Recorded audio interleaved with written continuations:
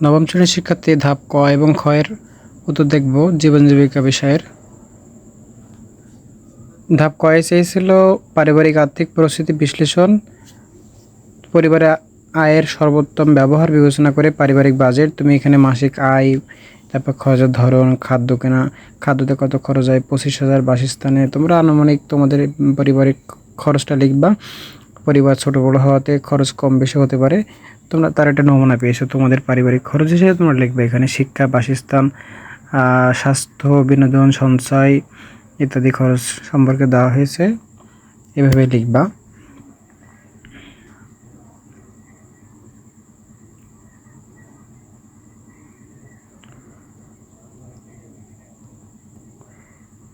এর পরবর্তীতে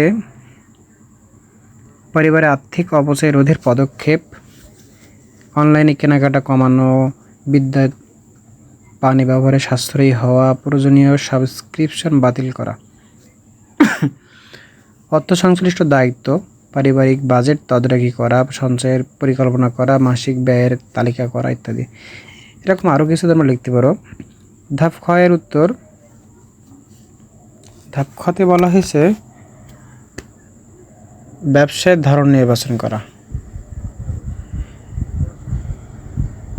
প্রথম ধাপে পারিবারিক আর্থিক পরিস্থিতি বিবেচনা করে পরিবারের জন্য উদ্ভাবনী একটি ব্যবসা নির্বাচন করতে হবে। তার সেটা মেয়াদ, তারপরে স্বল্প, মধ্য নাকি দীর্ঘমেয়াদীটা উল্লেখ করতে হবে। এটি ব্যবসায়টি কেন বেছে নেওয়া হলো তার যৌক্তিকতায়, পরিবারের চাহিদা এবং সুযোগ আছে কিনা, আয় ব্যয়ের সাথে সাদৃশ্যপূর্ণ কিনা, এসব বিষয় খেয়াল রেখে তোমাকে ব্যবসার ধরন নির্বাচন করতে হবে।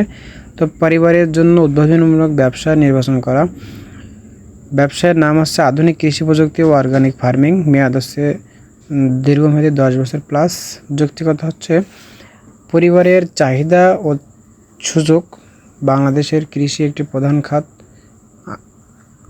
আধুনিক প্রযুক্তি ব্যবহার করে অর্গানিক পদ্ধতিতে আয় ও ব্যয়ের সাথে সঙ্গতিপূর্ণ, প্রাথমিক খরচ বেশি হলেও দীর্ঘমেয়াদী মুনাফা ভালো।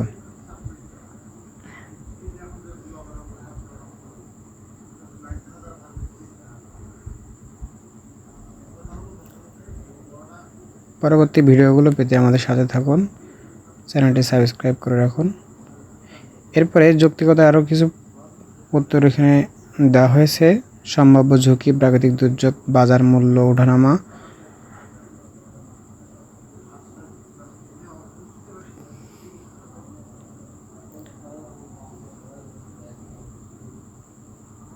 এসবগুলো পয়েন্টের ভিতরে